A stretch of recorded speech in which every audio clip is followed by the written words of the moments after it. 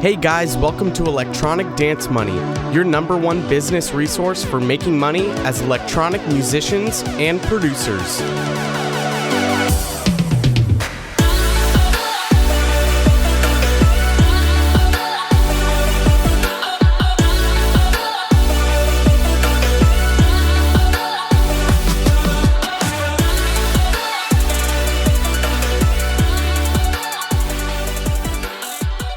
Hey guys, welcome back to another episode of Electronic Dance Money. I'm your host, Christian Casito.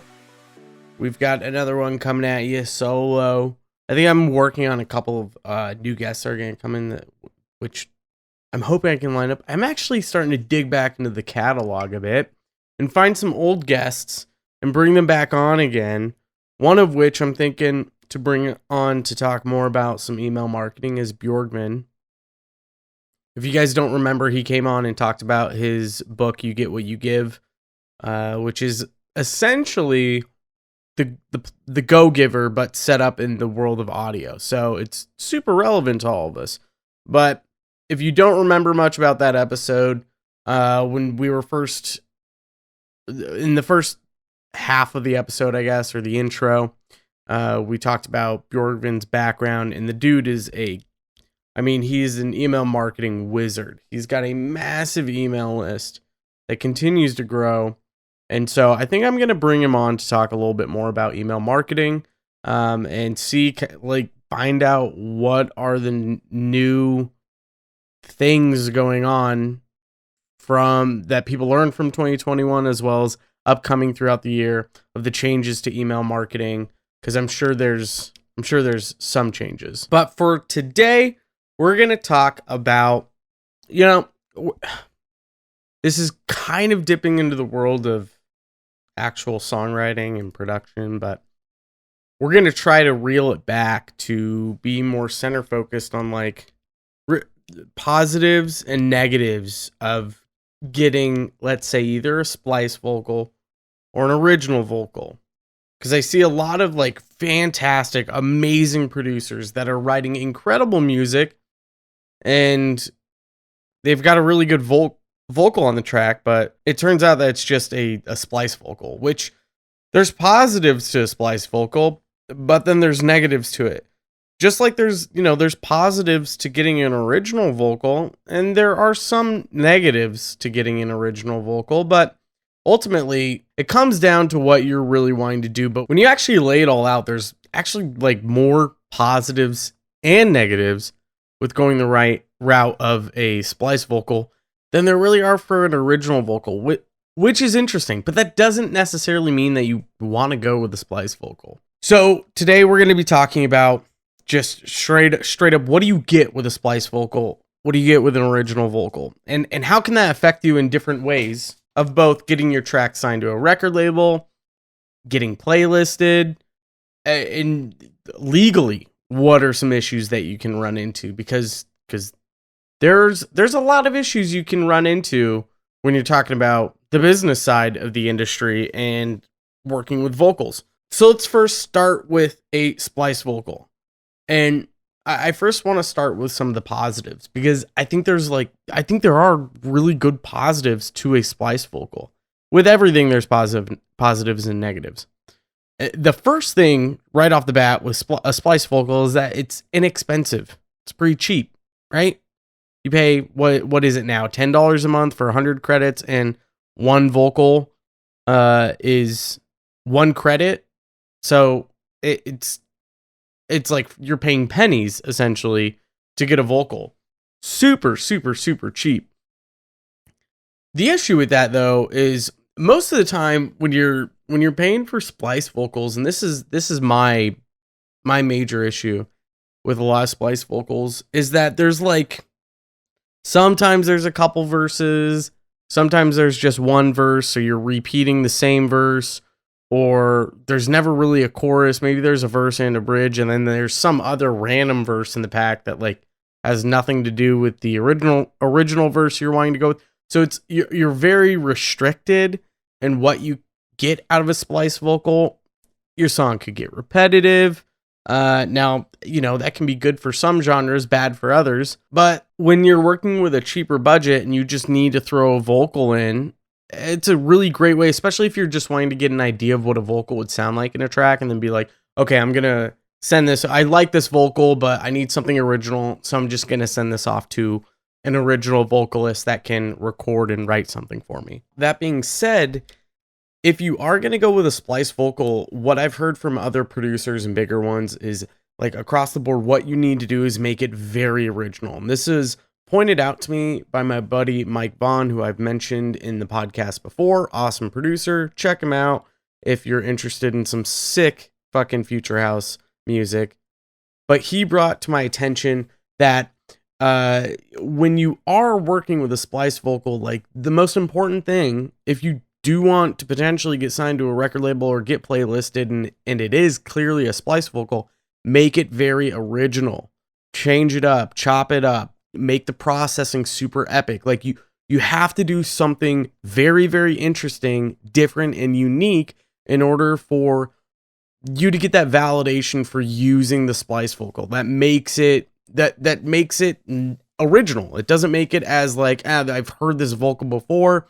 This is kind of boring. Now, when you're working with something that's cheaper like this, that just means you have a bigger budget for other things, right? The other things we talk about in the world of music. So when you're talking about vocals and you're thinking about your budget, these are things to think about. Is okay, if I don't have the biggest budget and I want a majority of my budget to be spent on some of the things that Christian has talked about with either email marketing, running ads, Submit Hub, hiring people to either shoot a music video for me, do photography, whatever it is, right? Whatever the hell it is that you're needing to hire people for. Well, when you cheap out on a vocal, well, that just lends you a bigger budget for other things like marketing. It's also going to save you some money with not having to hire like a vocal producer or someone to edit the vocals, right? Someone to doctor them, someone to pitch correct for you, doctor them, comp them. That way it sounds good and it's easy to mix in. Otherwise, you got to spend your time, your very valuable time, and work with a lot of vocals to understand how vocal compression works, how to understand how to make the vocal sound natural and impactful in a song. That takes time, like years of a skill to develop if you're not working with unprocessed vocals all the time. If you're working with unprocessed vocals constantly, well, now you're going to be at a slight advantage over most people with making vocals sound really good, and that won't be difficult for you. Side note, I am thinking about bringing Sam Heights back on because he does vocal production and might bring him on to talk about what it's like to start this sort of business in the industry, because I'm sure there's a lot of producers out there that listen to this that are probably actually really good at producing vocals. And more producers need better vocals. And it's a service that I think you could probably convince people pretty quickly that they should hire you. Because most producers who get original vocals, they spend weeks banging their head against the wall because they can't get a vocal quite there. Now, what are some other benefits of getting a splice vocal? Well, it's quick and easy, right?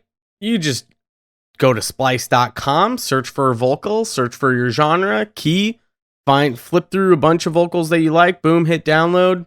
Takes all of 5 minutes, and then you can import it right into your track. Super nice. That means that you're going to have more time to finish more tracks or other tasks. You get the thing done quickly. A lot of the time, they're already processed as well, or they'll be both wet and dry processing, but usually they're at least compressed. So you don't necessarily have to do much compression at all, which again is huge when we were talking about cheaping out on a splice vocal and not having to hire a third-party person or have to deal with vocals yourself, because it can be a very daunting and exhausting task, one that feels like it's never ending. So having an already processed vocal that you can just throw into a track is phenomenal. Throw a little reverb on, a little delay, good to go, and move on to the next thing. You can spend so much more time on other things that you may feel is important. Now we can kind of get to the negatives of a splice vocal. And I'd like to take what I just said and start pushing that into what that looks like and what that means with the negatives of a splice vocal. Because like I've said, I've listened to a lot of producers who are just, I mean, they're fantastic and they have no name. Like they have no followers. They don't have many streams at all on Spotify. And I talk to these producers and they find really, really good vocals on Splice that they put in their track, and it makes their track sound so much better. But now you run into an issue of, well, that vocal's being used somewhere else. And you know, I don't think it necessarily matters all that much if it is, in my opinion. If it's a Splice vocal and it's used in 3 or 4 different tracks, but the tracks are completely different, awesome. It's kind of like remixing. Like, sure, you might be using a similar element to another song, but if you've written something completely new and original, great. But there are people out there that don't like that. They want original. They want unique. They want to find the new Martin Garrix, right? That's what everyone is wanting when you're talking about different labels or playlisting, collectives, radios, whatever the hell it is. They want the social proof, the social credit to be able to say, I found that person. They're this big, and that's because I gave them the shot. Like, those are a lot of, that's usually what those people are thinking about. When we think about the book Contagious, which we've talked about in the past, that's like chapter 1 is talking about social proof, is like having this little card in the back of your pocket that you can pull out at any time in any social situation to show people how cool you are and why they should like you. And that's the point of that chapter in the book, is it's like people want to be the first ones to really cool things so that when it blows up, they have some credibility, or that when they're sharing it with all their friends before it blows up, they have more social proof and social credibility with their friends.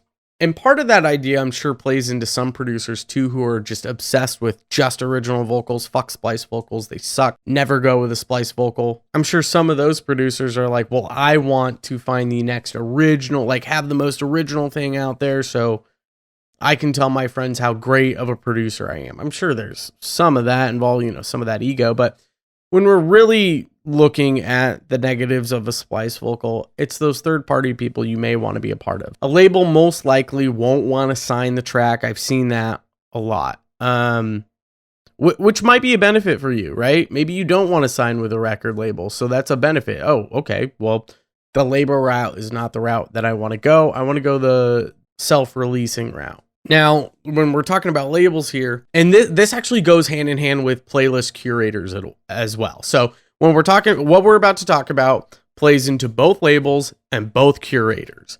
Now, a good label definitely would not want to sign that track. Just like a good playlister definitely wouldn't want to add that track to a playlist if they know what the original vocal is. Or if you're honest with them, is this an original vocal? You say, no, it's a Splice vocal. They're not going to want to sign that track. They're probably going to say no. We're talking about a good label. Now, why is that? Well, that usually has to do with they know that there could be copyright issues with that. They know that signing that track comes with a caveat. Who knows what that caveat could be? Is it going to get copyright stricken? Who knows? No one knows, but it might not be worth the risk. There are risks involved with signing that track. So they're going to look to the person next to you that's written just as good, if not a better track that has an original vocal.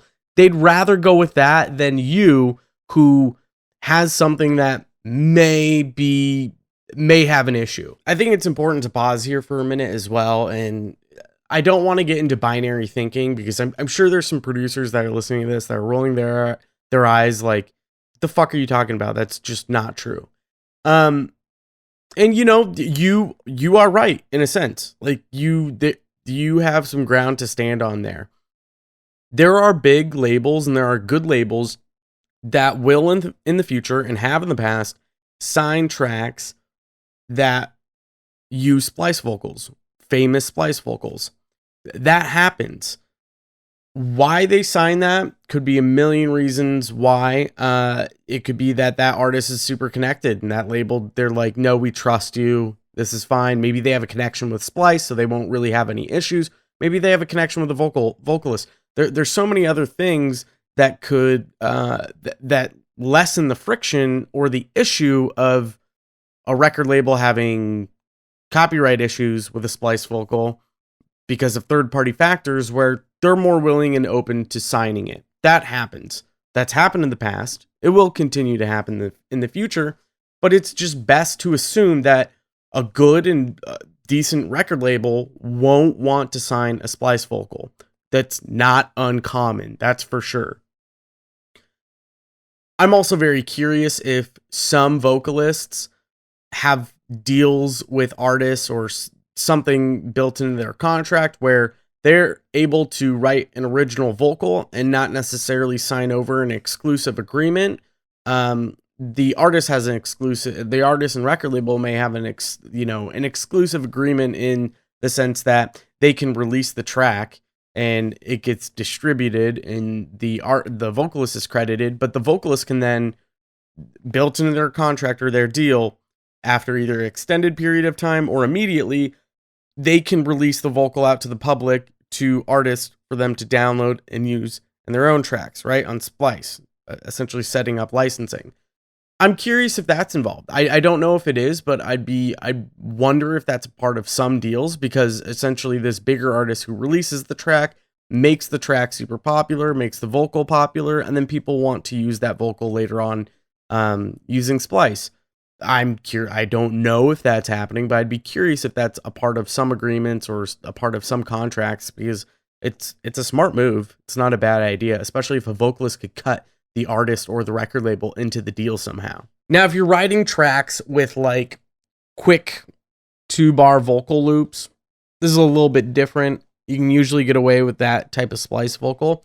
But what I find even more original and even better is like finding really obscure vocal loops or rap lines or whatever that are just like 2 to 4 bars long that you can find on just a very obscure loop pack website, because then you're probably going to be playing with something that no one has, at least no one that has seriously released something like that using that sample, and you can really chop it up and make it original. Usually you won't have many copyright issues with that, because again, you're talking about probably very few people that are using that in release tracks, if at all, compared to Splice, where most vocals are being used in like hundreds of other songs that are posted on SoundCloud or possibly even Spotify. But a good label or a good playlister they don't want to deal with that. They don't want to deal with any issues or caveats that may come with your track.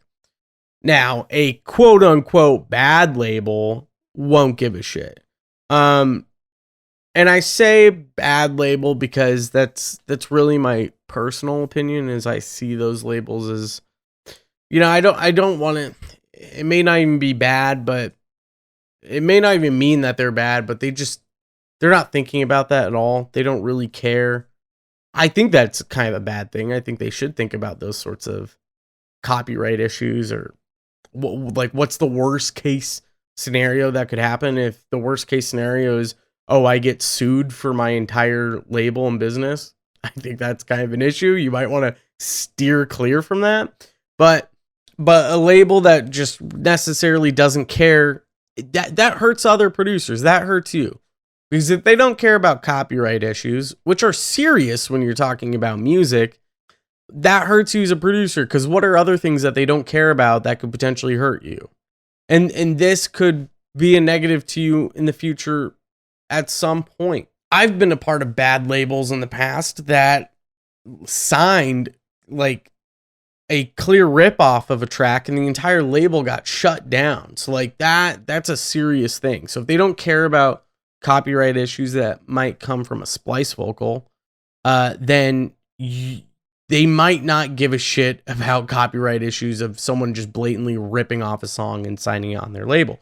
So that can be a bit concerning. And I know I've got a good buddy who was telling me that he used a Splice vocal released it on a label. This is another big negative of Splice vocals. And now we're getting into kind of the second big negative of Splice vocals, which is the elephant in the room, which is copyright issues, because it happens constantly.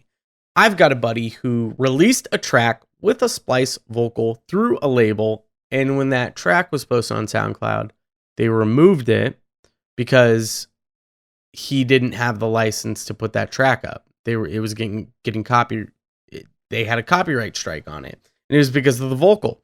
The label couldn't put the track up. He couldn't put the track up. And it was because the vocal was used in another track, but his track was completely different from the other one, which again, I don't think is that big of a deal, but this is the issue that you may run into. You may run into that issue with Spotify potentially. You might run into that issue with radios. There's so many different places. YouTube, especially YouTube. There's so many different places that you may run into copyright issues that it's just not, usually it's not worth it. And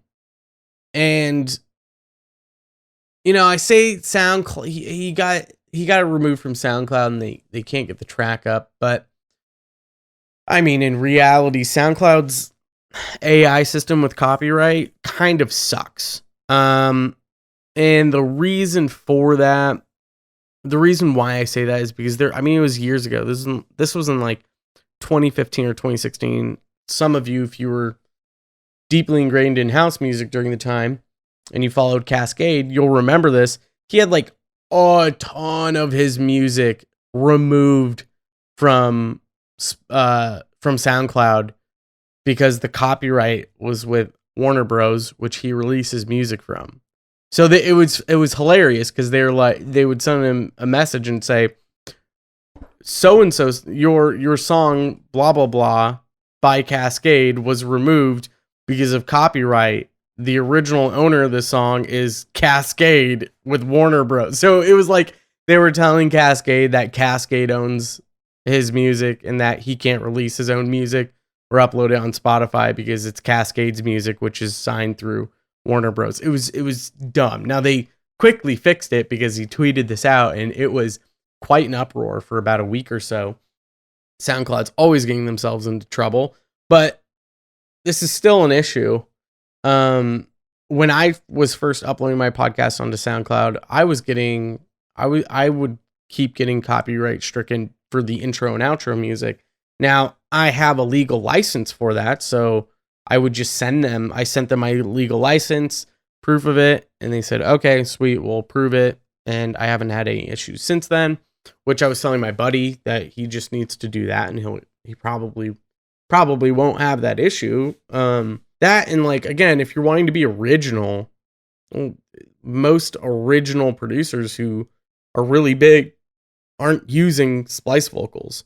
Most aren't. Some are, sure, some do, but most of the time you're hearing original vocals.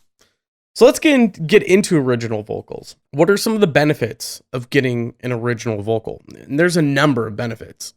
Now, number one right away is a customized, unique vocal written for your track, specifically for yours. That's number one. And with that customized, unique sound, it's going to make it easier to market that track, especially, and you're also you're getting the other artist involved. If the vocalist wants credit, you're also getting a third party involved in your marketing efforts, which can greatly help you, greatly impact you, especially when it's getting added to their Spotify account as well. So there's multiple ways you're essentially creating this network or spider web like effect, or you can even think about it in terms of SEO, of link sharing that we've talked about in the past, right? You want high ranking websites to link from their website to your website, and that tells Google that you're more trusted. You look better, they'll push you up in the rankings and push more people to you. It's kind of the same thing when you start getting linked to these other artists. You create this network or this web of other ways for you to get new fans, get new streams. So you don't get that with a Splice vocal. You don't link people to a Splice vocal. At least not that I've heard of. With an original vocal, if the vocalist wants credit on it, then you will, and that can definitely benefit you. It's a lot easier to make original content to that as well. You can make different edits of the vocal with the vocalists themselves, get different recordings to create different original content to create all this buildup of the vocal. If the track does really well, you could do different acoustic versions and different orchestral versions. You could do club mixes. You could do there's a lot of different ways you could go where you're still working with this vocalist and essentially re-releasing this track if it does really well. So it's easier to create more content out of an original vocal than you otherwise could with a splice vocal. Number 2, no copyright issues, right? We just went over the heap of trouble that you can run into with a splice vocal. And in theory, you're not going to get any copyright issues using an original vocal. Now, that's not always the case. Maybe you're working with a scummy vocalist and they've already released this vocal on another track and they're lying to you and they're saying it's yours when someone else. So like that might be an issue, but I've never even heard of that. Like that's just some rare weird thing that could potentially come out of it, but you're going to have far more copyright issues with a splice vocal than you almost ever would with an original vocal. In number 3, label and playlist friendly across the board 100%. They'll probably know it's an original. They probably haven't heard it before. More than likely, I mean, like 99% chance they haven't heard it before. And they're going to be much more likely to want to actually sign your track or add your track to their playlist. So it's just a lot across the board. It's a lot easier, especially when they go, "Oh, is this a splice vocal?" No. And they go, "Oh, sick. I like it even more because I'm not having to deal with another splice vocal and say, no, get out of here.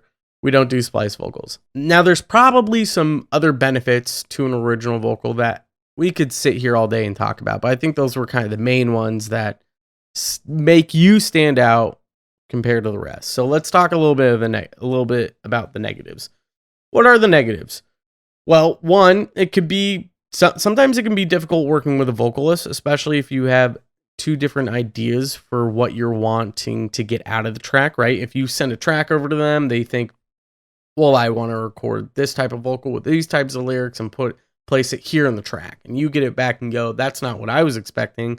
I wanted it like this, and you adjust things, and the vocalist goes, well, that's not what I was. So now you have kind of some butting head issues of what the expectations are and what you're wanting. So really, number 1 to fix that is to send reference tracks.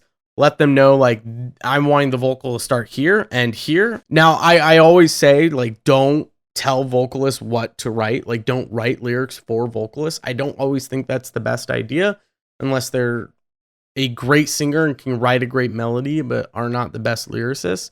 Then maybe write lyrics for them. But I think vocalists need to feel the music, right? They need to feel what they're singing and what they're writing, and that it's true from the heart. There are some rare acts and rare artists like Above and Beyond where they do everything. They write all the vocals and they work with like 1 female vocal and 1 male vocal forever. And that's just the way it is. But Above and Beyond are incredible lyricists. They write incredible lyrics. So if you're that good, then I mean, yeah, go for it. But you could headbutts with a vocalist. That is a negative that you can run into, that I've run into, that other artists have run into. So you need to make sure that expectations are really set right from the get. Otherwise, that's just the best way to avoid that situation. Now, the second real negative that I can come up with is it's going to be more pricey. It's going to cost more. It's going to cost far more than $10 a month with Splice. I can guarantee that right now. Anywhere from $200 up to $1,000. It really depends on what you're wanting and the level, like the tier level of the artist. Now, as you start getting bigger, as your name starts having more weight, as you get more streams, as you get more followers, that price actually starts dropping pretty significantly. You'll get to a point where vocalists will just be like, no, let me just write something for you. You can just have it and just give me credit, because they also want the streams that you're going to get from the track. So as you move up in level, you're going to pay less and less for vocals. Eventually, you're going to constantly get free vocals. You'll have other vocalists you can almost guarantee to go to for free. And the mutual agreement there is like they're going to get credit. They're going to get, 50% of the royalties or 25% of the royalties, and they're going to get credit on the track so they can get streams. So that is more than likely what the case will be as you move up, which is actually a benefit. But in the beginning, it's going to be very pricey. $300 is a great price for a vocal. You usually get a really well-rounded vocal for $300, and you get what you pay for. So when you have a vocalist that goes, I'll do it for $100, you're going to get a $100 vocal that's not going to be that great. It's going to be someone who's probably pitchy, super dynamic. They don't know how to control their voice on the mic. They don't know how to record really well. They probably don't have a studio. There's so many things that you're going to be struggling with there. So just remember that you get what you pay for. And almost always, when you pay more for a vocal, you're going to get a better vocal.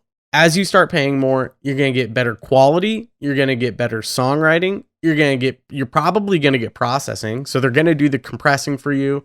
They're not going to be super dynamic, which means it's very difficult to fix the vocal with compression. It's just across the board going to be so much better. Getting an original vocal is more of an investment than anything else. So it's important to realize that this isn't hurting your bank account. It's helping you as an artist. It's an investment in yourself. You're willing to pay a certain dollar amount to invest in yourself to get quality out of your music. And one of the other benefits out of this too, which I didn't even write down, but you're connecting with newer artists. I mentioned before, if they want credit on the track, that's just another chain or a link that you create for new fans to find you. This is also a way for you to connect with other artists. It's also a way for you to look through that artist Spotify and say, who did they work with? And maybe reach out to those producers if you find one you really like and go, oh, I wrote this track with XYZ vocalist. Do you want to work together? I'd say the biggest thing, the biggest difference between the negatives of a Splice vocal and the negatives of an original vocal is that you can turn the negatives of the original vocal into positives more than you can take the negatives of a Splice vocal and turn them into a positive. So when you look at the end of the day, it's easier to flip the script.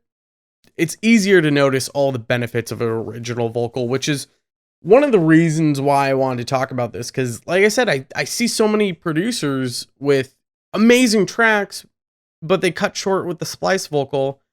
And then sometimes they don't get what they're expecting, or they have issues releasing the track. There's a lot of issues, but I never see that with original vocals. The only gripe that I really see is that they cost a little too much, but think of it as an investment and it'll pay off for you. If you're wanting to hire a vocalist for your track and you just have nowhere to go, you have no idea what to do, there's a couple of really good websites you can check out. The number one for me is Vocalizer. Vocalizer is fucking awesome. I've been using it for almost 10 years now. Since they first launched, which I think was like in 2013 or 2014.